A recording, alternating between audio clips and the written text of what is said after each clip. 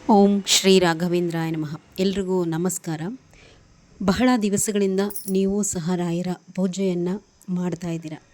ರಾಯರಿಂದ ಯಾಕೋ ನಮಗೆ ಹೂಪ್ರಸಾದ ಸಿಗ್ತಾ ಇಲ್ಲ, ಅಥವಾ ರಾಯರ ಪೂಜೆಯನ್ನು ನಾವು ಮಾಡ್ಕೊತಾ ಬಂದಿದ್ದೀವಿ.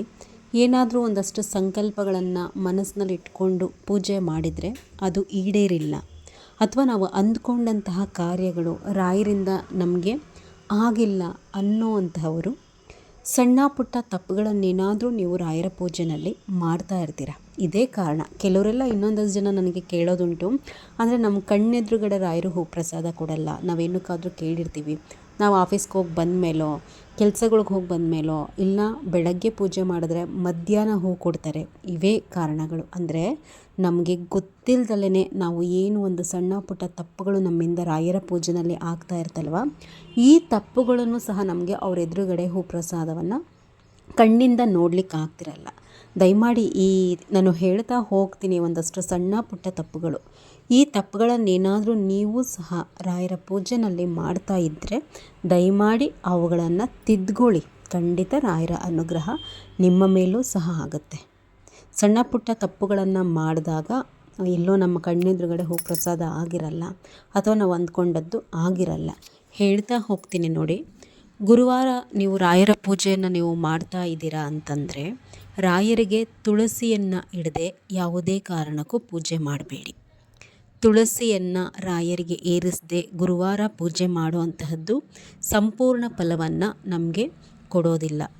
ತುಳಸಿಯನ್ನು ನೀವೇನು ಮಾರುಗಟ್ಟಲೆ ತಂದು ಮಾಲೆಯನ್ನೇ ಹಾಕಿ ಅಂತ ಹೇಳಿ ನಾನು ಹೇಳೋದಿಲ್ಲ.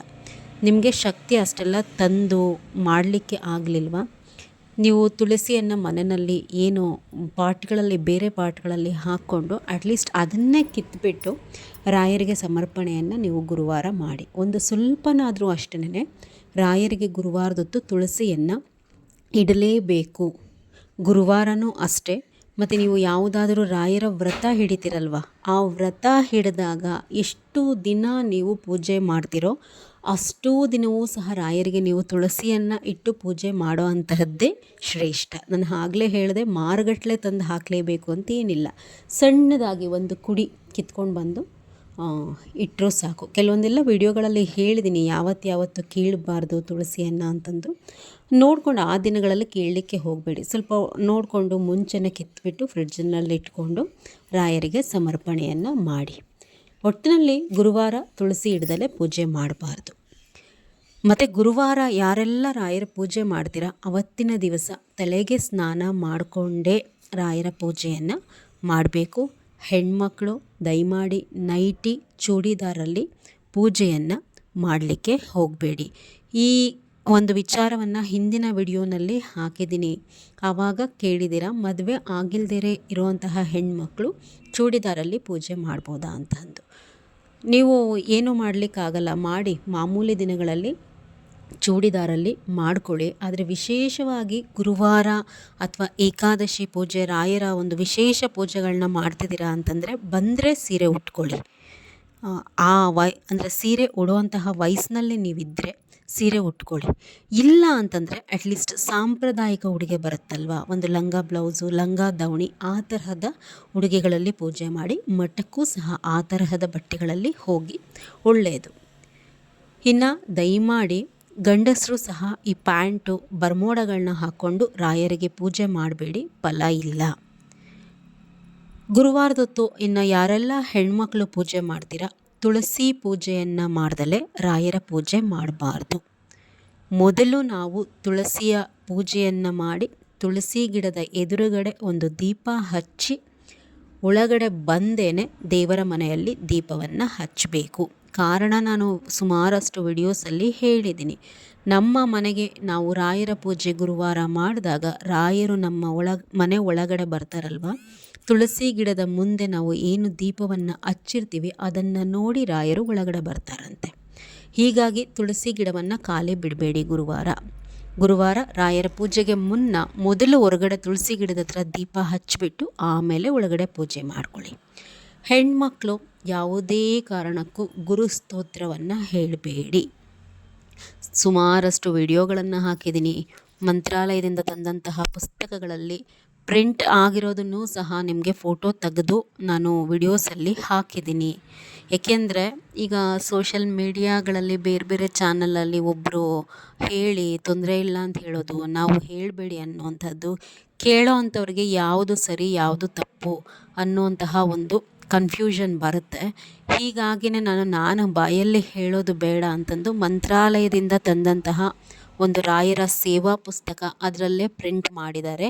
ಹೆಣ್ಮಕ್ಳು ಗುರುಸ್ತೋತ್ರವನ್ನು ಹೇಳ್ಕೊಳ್ಬೇಡಿ, ಖಂಡಿತ ನಿರಂತರವಾಗಿ ಹೇಳ್ತಾ ಹೋದರೆ ಅದರಿಂದ ತೊಂದರೆಗಳೋ ದೋಷಗಳೋ ಬರೋವಂತಹದ್ದು ನಿಶ್ಚಿತ. ಗುರುಸ್ತೋತ್ರವನ್ನು ಹೇಳ್ಕೊಳ್ಳಿಕ್ಕೆ ಹೋಗಬೇಡಿ. ಮತ್ತು ರಾಯರು ಯತಿಗಳು ಹೆಣ್ಮಕ್ಳು ಯಾವುದೇ ಕಾರಣಕ್ಕೂ ಅಭಿಷೇಕವನ್ನು ಮಾಡಬೇಡಿ. ಗುರುವಾರ ಯಾರೆಲ್ಲ ರಾಯರ ಪೂಜೆಯನ್ನು ಮಾಡ್ತೀರಾ, ಶ್ರೀಹರಿಯನ್ನು ನೆನೆಯದೆ ಅವರ ಸ್ಮರಣೆ ಮಾಡದೆ ಮನೆಯಲ್ಲಿ ಅವರ ಫೋಟೋ ಇದ್ದರೆ, ಯಾವ ಸ್ವರೂಪದ್ದು ಯಾವುದಾದ್ರೂ ಪರವಾಗಿಲ್ಲ, ಒಂದು ಶ್ರೀಕೃಷ್ಣನ ಫೋಟೋನೋ ವೆಂಕಟೇಶ್ವರ ಸ್ವಾಮಿ ಫೋಟೋನೋ, ಆ ಫೋಟೋನೂ ಸಹ ಗುರುವಾರ ಒರೆಸಿ ಅರಿಶಿನ ಕುಂಕುಮ ಹಚ್ಚಿ ತುಳಸಿ ಏರಿಸಿ ಮೊದಲು ನಾವು ಧೂಪ ತೋರಿಸುವಾಗ ಆ ಫೋಟೋಗೆ ತೋರಿಸಿ ನಂತರ ರಾಯರ ಪೂಜೆ ಮಾಡಬೇಕು. ಅದು ಇರೋಂತಹ ವಾಡಿಕೆನೇ ಪದ್ಧತಿನೇ ಹಾಗೆ. ಅವರನ್ನು ಸ್ಮರಿಸದೆ ರಾಯರ ಪೂಜೆಯನ್ನು ಮಾಡಲಿಕ್ಕೆ ಹೋಗಬೇಡಿ. ರಾಯರ ಹೆಸರಿನಲ್ಲಿ ಗುರುವಾರ ಯಾವುದೇ ಕಾರಣಕ್ಕೂ ಕಳಸವನ್ನು ಹೂಡಬೇಡಿ. ಅಂದರೆ ಕೆಲವರೆಲ್ಲ ಏನು ಮಾಡಿಬಿಡ್ತೀರಾ ಅಂತಂದರೆ, ಈಗ ನಾವು ರಾಯರ ಪೂಜೆಯನ್ನು ಮಾಡ್ತಾ ಇದ್ದೀವಿ ಗುರುವಾರದೊತ್ತು ಅಂತಂದು ನಿಮ್ಮ ಮನೆ ದೇವರ ವಾರಗಳನ್ನೆಲ್ಲ ಕಡೆಗಣಿಸಿ ಅವತ್ತಿನ ದಿನ ಕಳಸ ಹೂಡೋದು ಬಿಟ್ಟು ಹೆಂಗೋ ಗುರುವಾರ ಪೂಜೆ ಮಾಡ್ತೀವಲ್ಲ ಅಂತಂದು ರಾಯರ ಹೆಸರಿನಲ್ಲೇ ಕಳಸವನ್ನು ಹೂಡುವಂತಹದ್ದು ಮಾಡ್ತೀರಾ. ಮೊಟ್ಟ ಮೊದಲನೇದಾಗಿ ತಿಳ್ಕೊಳ್ಳಿ, ರಾಯರ ಹೆಸರಿನಲ್ಲಿ ಕಳಸವನ್ನು ಮನೆಯಲ್ಲಿ ಹೂಡಬಾರ್ದು. ಯಾವತ್ತು ನಾವು ರಾಯರ ಎದುರುಗಡೆ ಕಳಸ ಇಡ್ಬೋದು ಅಂತಂದರೆ ಅವರ ಆರಾಧನೆ ಬರುತ್ತಲ್ವ, ಆ ಸಮಯದಲ್ಲಿ ಮಾತ್ರವೇ ನಾವು ಕಳಸವನ್ನು ಹೂಡ್ಬೋದು. ಬಿಟ್ಟರೆ ಅದನ್ನು ಹೊರತುಪಡಿಸಿ ರಾಯರ ಎದುರುಗಡೆ ಯಾವ ಕಾರಣಕ್ಕೂ ಕಳಸವನ್ನು ಇಟ್ಟು ಪೂಜೆಯನ್ನು ಮಾಡೋ ಹಾಗೆ ಇಲ್ಲ. ಇನ್ನು ರಾಯರಿಗೆ ಸಮರ್ಪಿಸಿದಂತಹ ಪ್ರಸಾದವನ್ನು ಪೂಜೆ ಆಗುತ್ತಲ್ವ, ಪ್ರತಿನಿತ್ಯವೂ ಅಷ್ಟೇ ರಾಯರ ಪೂಜೆ ಗುರುವಾರ ಮಾಡಿದಾಗಲೂ ಅಷ್ಟೇ ನೀವು ಭಗವಂತನಿಗೆ ನೈವೇದ್ಯ ಸಮರ್ಪಣೆ ಮಾಡಿದ್ಮೇಲೆ ಅದರ ಮೇಲೆ ಒಂದು ಎಲೆ ತುಳಸಿಯನ್ನು ಇಟ್ಟು ಮಡಿ ನೀರನ್ನು ಪ್ರೋಕ್ಷಣೆ ಮಾಡಿ ಭಗವಂತನಿಗೆ ನೈವೇದ್ಯ ತೋರಿಸಿ ಮಹಾಮಂಗಳಾರತಿ ಆಗುತ್ತೆ. ಆಗ ನೀವೇನು ಮಾಡಬೇಕು, ಒಂದು 10 ನಿಮಿಷ ದೇವರ ಮನೆ ಬಾಗಿಲನ್ನು ಸ್ವಲ್ಪ ಮುಂದೆ ಮಾಡಿಕೊಂಡು ಬಿಟ್ಬಿಡಿ ಒಂದು 10 ನಿಮಿಷ. ಅದಾದಮೇಲೆ ಏನು ನೈವೇದ್ಯ ಇಟ್ಟಿರ್ತೀರ, ಇರುವೆ ಮುತ್ತಕ್ಕೆ ಮುಂಚೆ ಇಲ್ಲ ಅದು ನುಸಿಗಳು ಮುತ್ತೋಕ್ಕೆ ಮುಂಚೆ, ಧೂಳು ಬೀಳೋಕ್ಕೆ ಮುಂಚೆ ಎತ್ಕೊಳ್ಳಿ. ಏಕೆಂದರೆ ಅದರಲ್ಲಿ ಭಗವಂತನ ಸಾನ್ನಿಧ್ಯ ಇರುತ್ತೆ, ರಾಯರ ಆಶೀರ್ವಾದ ಇರುತ್ತೆ. ನಮ್ಮ ಎಷ್ಟೋ ಒಂದು ಅನಾರೋಗ್ಯವನ್ನು, ನಮ್ಮ ದೈಹಿಕ ಸಮಸ್ಯೆಗಳನ್ನು ಕಳೆಯುವಂತಹ ಶಕ್ತಿ ಆ ಪ್ರಸಾದದಲ್ಲಿರುತ್ತೆ. ವ್ಯರ್ಥ ಮಾಡಬೇಡಿ, ವೇಸ್ಟ್ ಮಾಡಬೇಡಿ. ಅದನ್ನು ಮನೆ ಮಕ್ಕಳಿಗೆ ಮೊದಲು ಕೊಡಿ. ಮನೆಯಲ್ಲಿ ಸಣ್ಣ ಮಕ್ಕಳಿದ್ರೆ ಎಲ್ರಿಗೂ ಸಹ ಪ್ರಸಾದ ಕೊಟ್ಟು ನೀವು ಸಹ ರಾಯರ ಹೆಸರನ್ನು ಸ್ನಾನ ಮಾಡ್ಕೋಬೇಕು. ಫಸ್ಟು ಸ್ನಾನ ಮಾಡ್ದಲೇ ಆ ಪ್ರಸಾದ ಸೇವನೆ ಮಾಡಬೇಡಿ. ಸ್ನಾನ ಮಾಡಿಕೊಂಡು ಆ ಪ್ರಸಾದವನ್ನು ಮೊದಲು ಖಾಲಿ ಮಾಡಿ. ಅದನ್ನು ವೇಸ್ಟ್ ಮಾಡೋದು, ಚೆಲ್ಲೋದು ಹೊರಗಡೆ, ಇದೆಲ್ಲ ಖಂಡಿತ ಮಾಡಬಾರ್ದು. ಆಮೇಲೆ ಕೆಲವರೆಲ್ಲ ಏನು ಅಂತಂದರೆ, ಈ ಸೋಷಿಯಲ್ ಮೀಡಿಯಾಗಳಲ್ಲಿ ರಾಯರ ಎದುರುಗಡೆ ಈಗ ಹಾಲು ಇಟ್ಟಿರ್ತೀರಾ ಅಂತ ಅಂದ್ಕೊಳ್ಳಿ. ನೀವು ಒಂದು ಬೆಳಗ್ಗೆ ಹಾಲಿಟ್ಬಿಟ್ಟು ಅದನ್ನು ಮಾರನೇ ಬೆಳಗ್ಗೆ ನೋಡಿದ್ರೆ ನೀವು ಅದಕ್ಕೆ ಹೆಪ್ಪಾಕಿಲ್ದಲೇ ಇರಿ. ಆ ಲೋಟದಲ್ಲಿ ಅದು ಏನಾಗುತ್ತೆ ಅಂದರೆ ಅದು ಒಂದು ರೀತಿ ಮೊಸರಾದಂಗೆ ಅದಾಗೋದು. ನಾವು ಹಾಕಲೇಬೇಕು ಅಂತ ಏನಿಲ್ಲ, ಅದ್ರ ಪಾಡಿಗೆ ಅದು ನೇಚರ್ ಅದು ಒಡ್ಕೊಳ್ಳುತ್ತೆ, ಮೊಸರು ಆದಂಗೆ ಆಗುತ್ತೆ. ಅದನ್ನು ಏನು ಮಾಡ್ತಾರೆ ಕೆಲವರು ವಿಡಿಯೋ ಮಾಡಿ, ನಾವು ಅದಕ್ಕೆ ಹೆಪ್ಪಾಕೇ ಇಲ್ಲ, ರಾಯರ ಮುಂದೆ ನಾವು ಇಟ್ಟಂತಹ ಹಾಲು ಮೊಸರಾಗ್ಬಿಟ್ಟಿದೆ ನೋಡಿ. ರಾಯರು ಖಂಡಿತ ಇದ್ದಾರೆ. ಕೆಲವರೆಲ್ಲ ನಾನು ಸ್ವಲ್ಪ ಅವೇರ್ನೆಸ್ ಮೂಡಿಸುವಂತಹ ವಿಡಿಯೋಸ್ ಹಾಕಿದ್ದೀನಿ ರಾಯರ ವಿಚಾರದಲ್ಲಿ ಏನೇನೆಲ್ಲ ನಡೀತಾ ಇದೆ, ಒಂದು ಮೋಸಗಳು ಸೋಷಿಯಲ್ ಮೀಡಿಯಲ್ಲಿ ಅಂತ. ಅವಾಗ ಕೇಳ್ತಾರೆ, ಅಕ್ಕ ನಮಗೆ ಕನ್ಫ್ಯೂಷನ್ ಆಗ್ತಿದೆ, ಹಾಗಾದರೆ ರಾಯರು ಹೂ ಪ್ರಸಾದ ಕೊಡ್ತಾರೋ ಇಲ್ವೋ ಹೇಳಿ. ರಾಯರು ಹೂ ಪ್ರಸಾದ ಖಂಡಿತ ಕೊಡ್ತಾರೆ. ನಮ್ಮ ಮನೆಯಲ್ಲೂ ರಾಯರು ಹೂ ಪ್ರಸಾದ ಕೊಟ್ಟೇ ಕೊಡ್ತಾರೆ, ಅದರಲ್ಲಿ 2 ಮಾತಿಲ್ಲ. ರಾಯರಿದ್ದಾರೆ ಸತ್ಯ, ಆದರೆ ಕೆಲವರು ಏನು ಮಾಡ್ಕೊಂಡಿದ್ದಾರೆ ಅಂದರೆ ರಾಯರ ಹೆಸರನ್ನು ಇಟ್ಕೊಂಡು ಅವರು ಜೀವನ ಮಾಡಲಿಕ್ಕೆ ಹೊರಟಿದ್ದಾರೆ, ದುಡ್ಡು ಮಾಡಲಿಕ್ಕೆ ಹೊರಟಿದ್ದಾರೆ. ಅಂಥವರು ಈ ಹಬ್ಸೋ ರೀತಿ ಹಾಲು ಮೊಸರಾಗುವಂಥದ್ದು ಪ್ರಕೃತಿ ದತ್ತ. ಆ ರೀತಿಯೆಲ್ಲ ಆಗೋ ತನಕ ಬಿಡಬೇಡಿ. ಈಗ ಹಾಲು ಇಟ್ಟಿರ್ತೀರ, ಕಾಯಿಸೇ ಇಡಿ ಒಳ್ಳೆಯದು. ಕೆಲವರೆಲ್ಲ ಹಾಲಿಡಬೇಕು ಅಂತಂದ ಕಾಯಿಸಿಡ್ಬೇಕಾ ಇಲ್ಲ ಹಸಿ ಹಾಲಿಡಬೇಕಾ ಅಂತ ಕೇಳ್ತೀರ. ಹಾಲನ್ನು ಕಾಯಿಸಿ ಬೆಲ್ಲ ಹಾಕಿಬಿಟ್ಟೆ ಇಡಿ. ಅದನ್ನೊಂದು 10 ನಿಮಿಷ ಬಿಟ್ಕೊಂಡು ಕುಡಿಬೋದಲ್ವ ಮನೆ ಮಂದಿ ಎಲ್ಲ. ಅದು ಒಡ್ಕೊಂಡು ಮೊಸರಾಗೋ ತನಕ ಯಾಕೆ ಬಿಡಬೇಕು ರಾಯರ ಎದುರುಗಡೆ? ಯಾರ್ದೋ ಒಬ್ಬರ ಮನೆಯಲ್ಲ ಈ ಥರ ಆಗೋವಂತಹದ್ದು. ಯಾರದೇ ಮನೆಯಲ್ಲಿ ಹಾಲು ಇಟ್ಬಿಟ್ಟು ದಿನಗಟ್ಟಲೆ ಬಿಟ್ಟರೆ ಅದೇನಾಗುತ್ತೆ, ಮೊಸರು ಆಗೇ ಆಗುತ್ತೆ. ಅದು ರಾಯರ ಎದುರುಗಡೆ ಇಟ್ಟರು ಅಷ್ಟೇ, ಇಲ್ಲ ಹೊರಗಡೆ ನೀವು ಹಾಲಲ್ಲಿ ಆ ಗ್ಲಾಸ್ನ ಹಾಗೆ ಇಟ್ಟರು ಅಷ್ಟೇ. ಈ ಥರ ಎಲ್ಲ ಮೂಢನಂಬಿಕೆ ಬಿತ್ತುವಂತಹ ವಿಚಾರಗಳನ್ನ ನೀವು ಮಾತಾಡಿದಷ್ಟು ಎಲ್ಲೋ ಒಂದು ಕಡೆ ರಾಯರನ್ನು ನೀವು ಜನ ನೆಗೆಟಿವ್ ಆಗಿ ಮಾತಾಡೋ ಥರ ಮಾಡಿಬಿಡ್ತೀರ. ಈ ವಿಚಾರದಲ್ಲಿ ಜಾಗ್ರತೆ. ನಿಮ್ಮ ಪಬ್ಲಿಕ್ಸಿಟಿಗೋಸ್ಕರ ರಾಯರ ವಿಚಾರದಲ್ಲಿ ಬೇರೆಯವರು ನೆಗೆಟಿವ್ ಮಾತಾಡೋ ಥರ ನೀವು ಮಾಡಬೇಡಿ ದಯವಿಟ್ಟು. ಅದು ನಿಮ್ಗೆ ಒಳ್ಳೆಯದಲ್ಲ. ಇನ್ನು ಮುಂದೆ ನೀವು ಮಾಡುವಂತಹ ಪೂಜೆ ಗುರುವಾರ 8 ಗಂಟೆ ಒಳಗಡೆ ಪೂಜೆ ಮುಗಿಬೇಕು. ಯಾವುದೇ ಕಾರಣಕ್ಕೂ 11-12 ಗಂಟೆ ಎಲ್ಲ ಮಾಡಿಕೊಂಡು ದೀಪ ಹಚ್ಚಬೇಡಿ. ಈ ರೀತಿ ಮಾಡಿದ್ರೆ, ವಿಶೇಷವಾಗಿ ಅದರಲ್ಲೂ ರಾಯರ ಪೂಜೆ 11 ಗಂಟೆ 12 ಗಂಟೆಗೆಲ್ಲ ನೀವು ಪೂಜೆ ಮಾಡಿದ್ರಿ ಅಂದರೆ ಯಾವುದೇ ಫಲ ಇಲ್ಲ, ಅದು ನಿಮಗೆ ಶ್ರೇಯಸ್ಸು ಅಲ್ಲ. ಹಬ್ಬ ಅಂದರೆ 8 ಗಂಟೆ ಒಳಗಡೆ ನಿಮ್ಮ ಪೂಜೆ ಮುಗಿಬೇಕು. ಇನ್ನೂ ಇಲ್ಲ ನಾನು ಬ್ರಾಹ್ಮಿ ಮುಹೂರ್ತದಲ್ಲಿ ಮಾಡ್ಕೋತೀನಿ ಬೆಳಗ್ಗೆ ಹೊತ್ತು ಅಂತಂದರೆ ಅದಿನ್ನೂ ಶ್ರೇಷ್ಠ. 8 ಗಂಟೆ ಒಳಗಡೆ ಮುಗಿದ್ರೂ ತೊಂದರೆ ಇಲ್ಲ. ಇನ್ನು ರಾಯರಿಗೆ ಇತ್ತೀಚೆಗೆಲ್ಲ ನೋಡ್ತಾ ಇದ್ದೀರಾ, ದೊಡ್ಡ ದೊಡ್ಡ ವಿಗ್ರಹಗಳನ್ನ ಇಟ್ಕೊಂಡು, ನೀವು ಯಾರಾದರೂ ಇಟ್ಕೊಂಡಿದ್ರೇನೋ ನನಗೆ ಗೊತ್ತಿಲ್ಲ, ವಸ್ತ್ರ ಸಮರ್ಪಣೆ ಮಾಡ್ತೀರಾ. ಅಂದರೆ ಕೇಸರಿ ಬಣ್ಣದ್ದು ರಾಯರಿಗೆ ಫೋಟೋಗೆ ಇರಬಹುದು ಅಥವಾ ವಿಗ್ರಹಕ್ಕೆ ಇರ್ಬೋದು ವಸ್ತ್ರ ಹಾಕ್ತೀರಾ ಅಂತ ಹೇಳಿ ತಿಳ್ಕೊಳ್ಳಿ. ಅದನ್ನು ಎಷ್ಟು ದಿನಕ್ಕೊಂದು ಸರ್ತಿ ಬದಲಾಯಿಸುವಂತಹದ್ದು.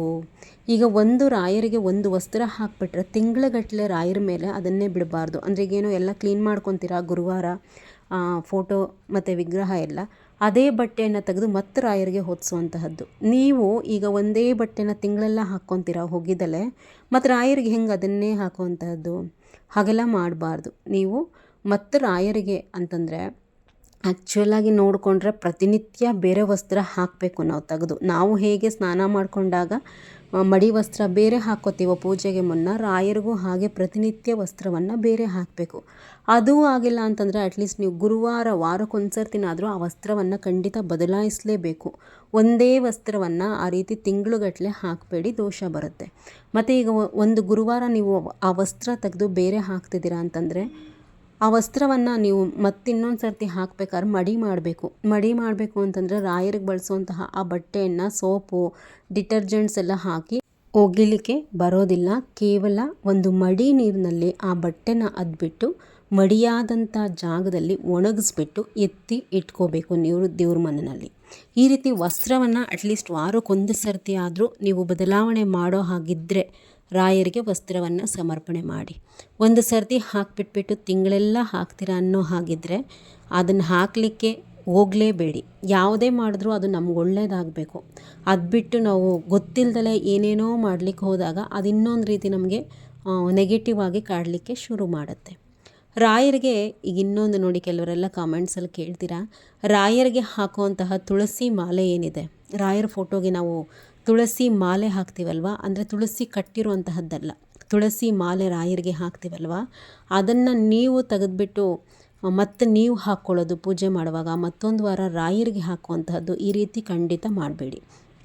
ರಾಯರಿಗೆ ಹಾಕುವಂತಹ ಮಾಲೆಯನ್ನು ಕೆಲವೊಂದು ಸರ್ತಿ ಹೇಳೋವಂಥ ಕಾಮೆಂಟ್ಸಲ್ಲಿ ರಾಯರು ಅದನ್ನು ನನಗೆ ಪ್ರಸಾದವಾಗಿ ಕೊಟ್ಟರು, ಅದನ್ನು ನಾನು ಹಾಕ್ಕೋತಾ ಇದ್ದೀನಿ, ತಪ್ಪಿಲ್ವಾ? ಖಂಡಿತ ತಪ್ಪು. ಅದು ಆ ರೀತಿ ಮಾಡಲಿಕ್ಕೆ ಬರೋದಿಲ್ಲ. ನೋಡಿ, ಯಾವತ್ತೇ ಆಗಲಿ ಒಂದು ತಿಳ್ಕೊಳ್ಳಿ, ರಾಯರಿಂದ ತುಳಸಿ ಮಾಲೆ ಯಾವತ್ತೂ ನಿಮಗೆ ಪ್ರಸಾದ ಆಗುತ್ತೆ, ಅದು ಹೂ ಪ್ರಸಾದಕ್ಕಿಂತ ಶ್ರೇಷ್ಠ. ಅವತ್ತಿನ ದಿವಸ ನೀವು ಮಾಡಿದಂತಹ ಪೂಜೆ ಪುನಸ್ಕಾರ ರಾಯರಿಗೆ ವಿಶೇಷವಾಗಿ ಹೆಚ್ಚಿನದಾಗಿ ಇಷ್ಟ ಆಗಿದೆ ಅಂತಂದಾಗ ಮಾತ್ರ ತುಳಸಿ ಮಾಲೆ ಪ್ರಸಾದವಾಗಿ ಬೀಳುತ್ತೆ. ಬಿದ್ದಾಗ ಬಿಟ್ಬಿಡಿ, ರಾಯರಿಗೊಂದು ನಮಸ್ಕಾರ ಮಾಡಿ ಸುಮ್ಮನಾಗ್ಬಿಡಿ. ಅದನ್ನು ನೀವು ತಗೊಳ್ಳೋ ಅಂತಹದ್ದು, ಕತ್ತಿಗೆ ಹಾಕ್ಕೊಳ್ಳೋ ಅಂತಹದ್ದು, ಅದನ್ನು ಮತ್ತಿನ್ನೊಂದು ಗುರುವಾರ ರಾಯರಿಗೆ ಹಾಕುವಂಥದ್ದು ಖಂಡಿತ ಮಾಡಬೇಡಿ. ರಾಯರಿಗೆ ಹಾಕಿದ್ದನ್ನು ನೀವು ಕೊರಳಿಗೆ ಹಾಕಬಾರ್ದು. ಇದ್ರ ಬಗ್ಗೆ ಡೀಟೇಲಾಗಿ ಇನ್ನೊಂದು ವಿಡಿಯೋ ಮಾಡ್ತೀನಿ. ಮತ್ತು ರಾಯರ ಅಷ್ಟೋತ್ರ ಹೇಳ್ಕೊಳ್ಳುವಾಗ ತಪ್ಪಾಗಿ ಹೇಳ್ಕೋಬೇಡಿ. ಬಂತು ಅಂತಂದರೆ ಸ್ಪಷ್ಟವಾಗಿ ಹೇಳ್ಕೊಳ್ಳಿ. ಬಂದಿಲ್ಲ ನಿಮಗೆ, ಅದು ಹೇಳೋದಕ್ಕೆ ನಮಗೆ ಕಷ್ಟ ಆಗ್ತಿದೆ ಅಂತಂದರೆ ಓಂ ಶ್ರೀ ರಾಘವೇಂದ್ರಾಯ ನಮಃ ಅಂತ ಹೇಳಿ 108 ಬಾರಿ ಹೇಳ್ಕೊಳ್ಳಿ. ಎರಡೂ ಒಂದೇ ಫಲ. ಅದಾದಮೇಲೆ ರಾಯರ ಪೂಜೆ ನೀವು ಗುರುವಾರ ಏನು ಮಾಡ್ತೀರಾ, ವಿಧಿವತ್ತಾಗಿ ಯಾವುದಾದ ಮೇಲೆ ಯಾವುದನ್ನು ಮಾಡಬೇಕೋ ಹಾಗೇ ಮಾಡಬೇಕು. ಅಂದರೆ ಫಸ್ಟು ಫೋಟೋ ಒರೆಸ್ಬೇಕು, ಗಂಧ ಹಚ್ಚಬೇಕು, ತುಳಸಿ ಹೂಮಾಲೆ ಹಾಕುವಂತಹದ್ದು, ಮೊದಲು ತುಳಸಿ ಪೂಜೆ ಪ್ರತಿಯೊಂದು ವಿಡಿಯೋನಲ್ಲೂ ನಾನು ಹೇಳ್ತಾ ಇರ್ತೀನಿ. ಬೇಕಂದರೆ ಗುರುವಾರ ಯಾವ ರೀತಿ ಪೂಜೆ ಮಾಡುವಂತಹದ್ದು ವಿಧಿವತ್ತಾಗಿ ಅನ್ನುವಂಥದ್ದೇ ಬೇಕಾದ್ರೆ ಒಂದು ವಿಡಿಯೋ ಹಾಕ್ತೀನಿ, ನೋಡ್ಕೊಳ್ಳಿ. ಆ ರೀತಿ ಮಾಡಿ, ಆವಾಗಲೇ ನಿಮಗೆ ಸಂಪೂರ್ಣ ಫಲ ದೊರೆಯುವಂತಹದ್ದು. ಇನ್ನು ಕೊನೆಯದಾಗಿ 1-2 ವಾರ 3 ವಾರ ರಾಯರ ಪೂಜೆಯನ್ನು ಮಾಡಿಬಿಟ್ಟು ನಾನು ರಾಯರ ಫೋಟೋ ತಂದಿಟ್ಟೆ, ಪೂಜೆ ಮಾಡಿದೆ, ರಾಯರ ವ್ರತ ಮಾಡಿದೆ, ನನಗೆ ಫಲ ಸಿಗಲಿಲ್ಲ, ನನಗೇನು ಒಳ್ಳೆಯದಾಗಲಿಲ್ಲ ಅನ್ನುವಂತಹ ಮಾತುಗಳು ಬೇಡ. ರಾಯರು ನಿಮ್ಮ ಬದುಕಿನಲ್ಲಿ ಬಂದಿದ್ದಾರೆ, ಇಲ್ಲ ನಿಮ್ಮ ಮನೆಯಲ್ಲಿ ಬಂದು ಒಂದು ಫೋಟೋ ಅಥವಾ ವಿಗ್ರಹ ರೂಪದಲ್ಲಿ ಕೂತಿದ್ದಾರೆ ಅಂದರೆ ನಿಮ್ಮೆಲ್ಲ ಕಷ್ಟಗಳನ್ನ ನೋಡ್ತಿರ್ತಾರೆ, ನಿಮ್ಮ ಪ್ರತಿಯೊಂದು ಮಾತನ್ನು ಸಹ ಕೇಳಿಸ್ಕೊತಿರ್ತಾರೆ. ನಿಮ್ಮ ಕಷ್ಟ ಏನಿದೆ ಅದನ್ನು ಕಳೆಯೋದಕ್ಕಿಂತ ಮುಂಚೆ ರಾಯರು ನಿಮ್ಗೆ 10 ಪರೀಕ್ಷೆ ಕೊಡ್ತಾರೆ. ಅದು ಕಷ್ಟದ ಮೇಲೆ ಕಷ್ಟ ಬರ್ಬೋದು, ಅಪವಾದ ಬರ್ಬೋದು, ಮತ್ತೊಂದಾಗ್ಬೋದು. ರಾಯರು ಒಡ್ಡುವಂತಹ ಪರೀಕ್ಷೆಗಳು ನಾವಿಂತಹದ್ದೇ ಕೊಡ್ತಿದ್ದಾರೆ ಅಂತ ಹೇಳಿ ನಾವು ಕನಸಿನಲ್ಲೂ ಊಹಿಸ್ಲಿಕ್ಕಾಗಲ್ಲ. ಆ ತರಹದ ಪರೀಕ್ಷೆಗಳು ಅವರಿಂದ ಎದುರಾಗುತ್ತೆ. ನೀವು ಅದನ್ನೆಲ್ಲ ತಾಳ್ಮೆಯಿಂದ ಗೆಲ್ಲಬೇಕು. ಕಷ್ಟವೇ ಬರಲಿ ಸುಖವೇ ಬರಲಿ, ನನ್ನ ಜೊತೆ ರಾಯರಿದ್ದಾರೆ, ಇವತ್ತೆಲ್ಲ ನಾಳೆ ನನಗೆ ಒಂದು ಒಳ್ಳೆಯ ದಿನವನ್ನು ಅವ್ರು ಕೊಟ್ಟೇ ಕೊಡ್ತಾರೆ, ನನ್ನ ಜೀವನವನ್ನು ಅವರು ಹಾಳಾಗ್ಲಿಕ್ಕೆ ಬಿಡೋದಿಲ್ಲ, ನನ್ನ ಕೈಯನ್ನು ಅವ್ರು ಬಿಡೋದಿಲ್ಲ ಅನ್ನುವಂತಹ 100ಕ್ಕೆ 100ರಷ್ಟು ಭರವಸೆ ಅವ್ರ ಮೇಲಿದ್ದಾಗ ಮಾತ್ರ ರಾಯರು ಸಂಪೂರ್ಣವಾಗಿ ನಿಮ್ಮ ಕೈ ಹಿಡಿತಾರೆ. ಅದನ್ನು ಬಿಟ್ಟು 1-2 ದಿನ ಮಾಡಿದ ತಕ್ಷಣ ರಾಯರು ನಮ್ಗೆ ಒಳ್ಳೆಯದಾಗಲಿಲ್ಲ ಅನ್ನುವಂತಹ ನೆಗೆಟಿವ್ ಮಾತುಗಳು ನಿಮ್ಮ ಬಾಯಿಂದ ಬಂತು ಅಂತಂದರೆ ಅದು ಅಲ್ಲಿಗೆ ಕೊನೆಯಾಯಿತು ಅಂತ. ಅಂದರೆ ನಿಮಗೆ ರಾಯರ ಮೇಲೆ ನಂಬಿಕೆ ಇಲ್ಲ ಅನ್ನುವಂತಹದ್ದನ್ನು ಆ ಮಾತುಗಳು ತೋರಿಸ್ಬಿಡುತ್ತೆ. ರಾಯರ ಮೇಲೆ ಆಪಾದನೆಯನ್ನು ಮಾಡಬೇಡಿ. ಏನೇ ಒಂದಾಗಲಿ ಬಿಡಲಿ, ನಿಮ್ಮ ಪಾಡಿ ನೀವು ಸೇವೆ ಮಾಡ್ತಾ ಹೋಗಿ. ಒಂದಲ್ಲ ಒಂದು ದಿವಸ 2 ದಿನ ತಡವಾದರೂ ಸಹ ಮುಂದೆ ಬದುಕಿನಲ್ಲಿ ಬೆಳಕನ್ನು ನೋಡ್ತೀರಾ. ತಾಳ್ಮೆ ಇರಬೇಕಷ್ಟೆ. ಅವರ ಬಗ್ಗೆ ನಿಮ್ಮ ಬಾಯಿನಲ್ಲಿ ಈ ರೀತಿ ನೆಗೆಟಿವ್ ಮಾತುಗಳು ಬಂತು ಅಂದರೆ ನೀವು ರಾಯರನ್ನು ಹೊಂದೋದು ಕಷ್ಟ. ಇನ್ಫಾರ್ಮೇಷನ್ ಇಷ್ಟ ಆಗಿದೆ ಅಂತ ಹೇಳಿ ಭಾವಿಸ್ತೀನಿ. ಇನ್ನೂ ಹೆಚ್ಚೆಚ್ಚು ಒಳ್ಳೆಯ ವಿಚಾರಗಳೊಂದಿಗೆ ಸಾಕ್ತಾ ಹೋಗೋಣ. ನಮಸ್ಕಾರ. ಎಲ್ಲರೂ ಬಹಳ ಚೆನ್ನಾಗಿ ಕಾಮೆಂಟ್ಸನ್ನು ಮಾಡ್ತಾಯಿದ್ದೀರಾ. ಗೊತ್ತಿರೋರೊಟ್ಟಿಗೆ ಶೇರ್ ಮಾಡ್ಕೊಳ್ಳಿ. ಮುಂದೆ ಇನ್ನೂ ಹಲವಾರು ರಾಯರ ವಿಚಾರಗಳು ಬರ್ತಾ ಹೋಗುತ್ತೆ ಈ ಚಾನಲಲ್ಲಿ. ಒಳ್ಳೇದು ಮಾಡಲಿ ರಾಯರೆಲ್ಲರಿಗೂ.